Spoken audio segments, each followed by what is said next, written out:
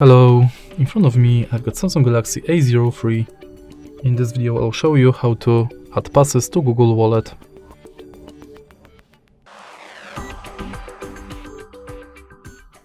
In the beginning, let's go to Wallet, tap Add to Wallet button and focus on Transport Pass, Loyalty and Gift Card.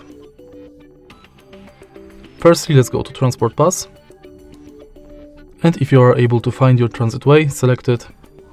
You'll be redirected to a website where you have to finish the inside form.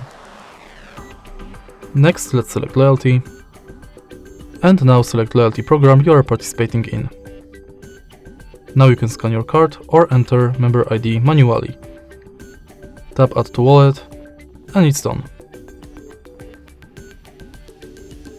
In the end, let's select Gift Card, and similar to Loyalty card, select Shop, enter card number, PIN, balance, your notes and tap Add to Wallet. All of your cards will appear on the homepage of Google Wallet. And that's it. If you find this video helpful, please leave a like, comment and subscribe.